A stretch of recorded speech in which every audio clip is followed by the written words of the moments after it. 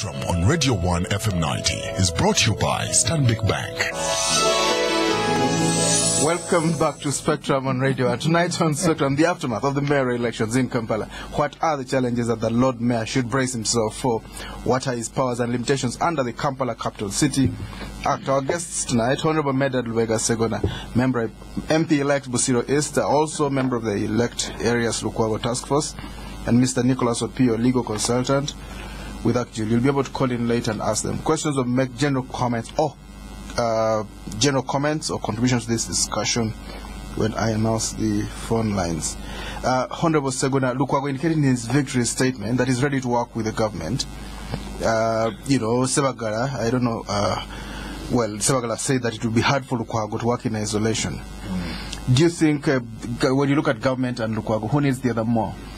Government and Lukwago, no, they need each other. We all need each other because, one, you're dealing with two established centers of authority. Lukwago is elected in a position which is guaranteed under the law, under the constitution.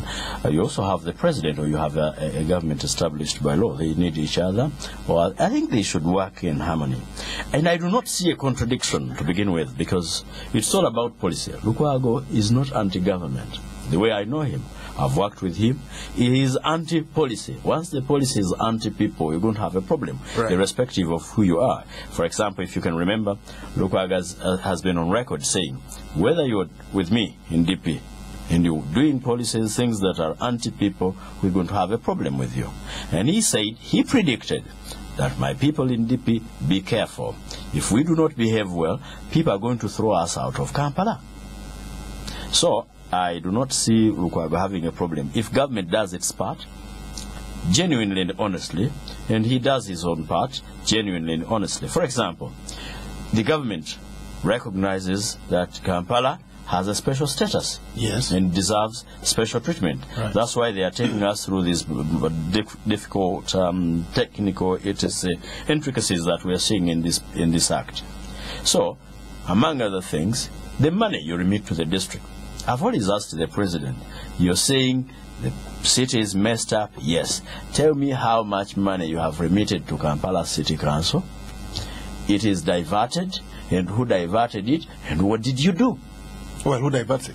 Yes, that is the question. They get 90 billion a year. Okay, fine. Talk to us. Maybe you know something that we don't. 90 billion? Yes. So who diverts it? The president must be in the know.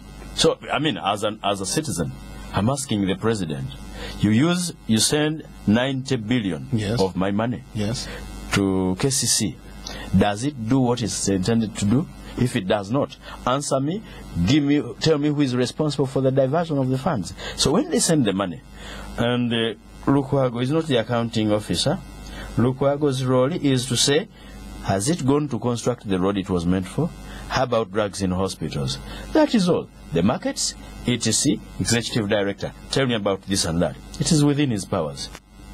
If the ED says, I'm not responsible, I can't tell you, then he or she will be failing the Lord Mayor's work, and she has to be brought to book by the powers that be. And if you do not, then you are incompetent, and among other things, you can be removed for incompetence. So basically, under Lukwago, we expect to see a lot of accountability. Looking at his track record, I'm very hopeful and optimistic. Very, very hopeful and optimistic. Orderliness and accountability. Oh, yes, yes. Let's talk about release of funds. The government doesn't like Lukwago so much. We know it very, very, very well. They might have to accommodate him. Let's say not to accommodate him. It is their duty. What did you want to say? Let's just say they don't dislike each other, but they don't dislike the policies of each other. Well, they don't. The government doesn't like. I prefer to speak in plain English, so the fact is that the government doesn't like Mr. Lukwago. Are we likely to see a possibility where he's doing the right thing, and some people will decide to withhold funds because they don't like, him having a very good performance on that side? I don't think the government of Uganda doesn't like Lukwago. I think that Lukwago is not liked by the NRM party, which is in government. Can I give you information? In the mayoral election, LC3 elections of Lukwago, when the president was campaigning in Lukwago, he said, if you vote an opposition person, I will not send money to Lukwago. Send me an NRM person, I'll send, was it 8 billion for collection of garbage, etc. And I imagine... Okay, let's keep it very good. The government doesn't like Lukwago. Let's stick with that. Do you think they could withhold funds, like it's just been giving the example of other divisions that said, if you give us someone we like, we'll give you money money. If you give us someone you don't like, it might be hard. Do you think they might withhold funds? You see, first of all, the principle is that whether the government likes or doesn't like Lukwago, it should not be a condition for release of funds. The government is under obligation to release funds for the development of every part of this country. So whether it is myself or Honorable Erias Lukwago, it shouldn't really matter. The principle is that it is the obligation of government to send funds for development to all parts of this country. That is the principle. How about the practice? The practice, though, might be a bit different, might be a bit difficult, because it's a question of credit here. Who takes credit for the development of Kampala? If Kampala all of a sudden is revamped, it's a new city, it is a very big plus for Honorable Erias Lukwago. Say, look, I took control of this place, look where it has been. But also on the other hand, government would want to take credit for it. The NRM government would say, look, we took over Kampala and Kampala is up and running. So I think that all of them are yearning to have a different city. They can be winners at the same time. Yeah, they can all be winners. They are all yearning to have a beautiful city. They are all yearning to have a more organized Kampala city than what you have now. So I think that because of that common interest, the common sense to win, they are going to work together and release funds for Kampala, no matter what their differences are. Well, you're both lawyers. You've looked at the Kampala City Act. Some people have said that Lukwago will be basically ceremonial, handing out Coca-Cola bottles to children at Christmas, wearing a red hat, looking like Father Christmas, and what exactly? What kind of man is he going to be? What does this act make him? You see, let me just read for you, quite frankly, what the functions of the mayor under this act is. Section 11 talks about the functions of the Lord Mayor, and they are to be the political head of the capital city. He is the political head of the capital city. Yes. He is not the RDC, it is not the ED, it is nobody, it is the Lord Mayor, who is the political head of the capital city. Secondly, he has duty to preside over all meetings of the Kampala City Authority. He performs ceremonial functions and civic functions. He hosts foreign and local dignitaries, and is the head of the authority in developing strategies, programs for the development of the city. So in terms of setting the policies, the direction in which the city should go, it is the function of the Lord Mayor. Just like we saw, you talk about hosting foreign dignitaries, we saw it. No, that's just one of them. I know it's just one of them, but we know that very, very well that Mr. Sebagara hosted the Queen, and he was speaking the Queen's English that day. Let me just complete the functions. As is all is done. The other functions are to monitor the administration of the capital city. So he sets the policies, he monitors them, and makes sure that they are implemented. The implementation, though, is the function of the ED, but the setting of the policy, the direction in which the city is supposed to go, is the function of the Lord Mayor and the Kampala City Authority. Honorable Segona, what are the limitations? What are we likely to lose? Make it simple. I don't see much that we're likely to lose, particularly with the personality of Honorable Lukwago as a person. One. Now, before you talk about the personality. No, just before. I'm reading the section for you. To be the political head of the capital city, what does the political head do? All the political work is on his desk. Patriotism. Together with his even patriotism. Even love your country as love yourself, or even better. Preside over meetings. Now, meetings to decide what? And now that takes you to the powers of the authority and what they are supposed to do. Right. Once somebody is allowed to make laws, to develop strategies and basically policies, actually the mayor should be a policy person. The mayor is not the executive director, is not a technical person, civil servant who is supposed to waits for orders. Yes, the executive director waits for orders. Policies from the mayor. Yes, from the mayor and his council. Authority. They come with they show him, this is what we have agreed, this is the bylaw, the ordinance that you're going to enforce, etc. The mayor should not be a kanyam on the street.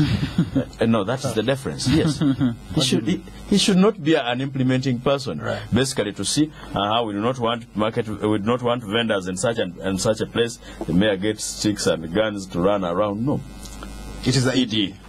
Can you supervise clean that street? Now I want it clean. Okay. The moment I move in, I should find it. So the mayor is the boss. Indeed, he's a Lord Mayor.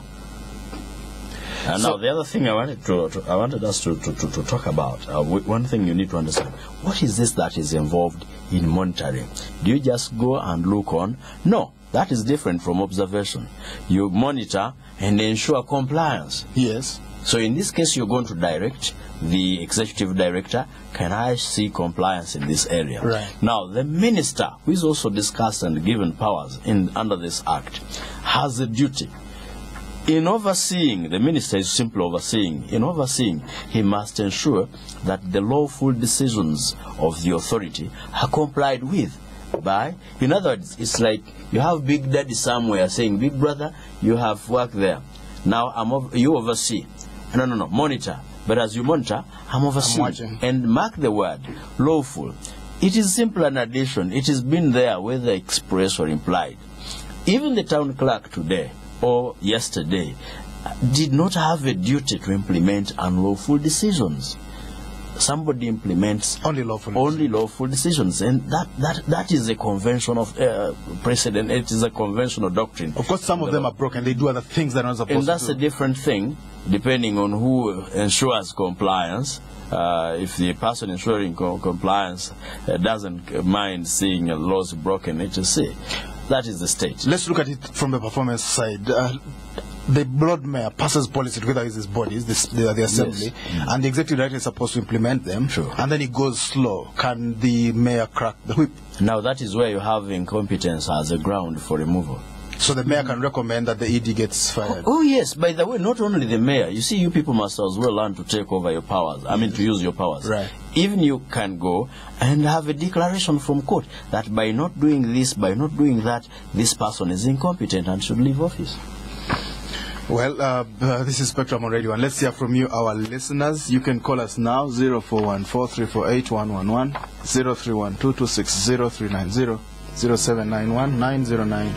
0791-909-909. Please tell us your name and your address. Spectrum, hello? Hello, good evening. Good evening, madam. Your name? Aisha Kavanda is my name. Sorry? Aisha Kavanda. Aisha Kavanda, you're welcome. Yeah, congratulations to and the whole team of Suvi.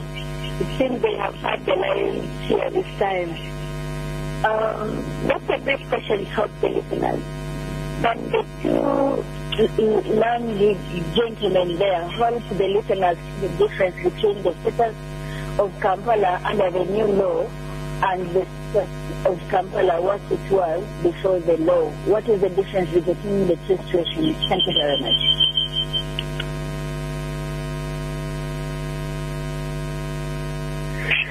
Hello. Hello. Your name, sir? Good evening, sir. Good evening to you. Your name? I'm AM calling from Ntinda. AM in Tinda, yes? AM calling from Ntinda. Yes, sir. Thank you for hosting the guest. And I want to salute OHT Medard plus his colleague, Honorable Lukwago. I want to ask them, what's the way forward of Suvi? Because today I've joined the government. What are their new plan of Suvi? And another question about Honorable Erias Lukwago. I can hear being a lawyer to distinguish between the executive director and the mayor, the work of the mayor in brief. Thank you. Okay, Spectrum, hello? Hello? Your name, my friend? We seem to be having a difficulty with that line right now. As soon as it's resolved, we'll let you call in. You can keep trying to call in. I believe the difficulty will be resolved. Let's react to those questions in the meantime. Honorable Segona. Well, first to say thank you to my sister, Aisha Kavanda. I think Aisha, first of all, congratulated us as the Suvi group. Yes, I think even at an individual level, and I think she's part of my constituency, I shall be assured of my good service. And the difference between the new law and the old law, the Kampala under the new law and the old law, I think that's a day's topic, so to say, because you have to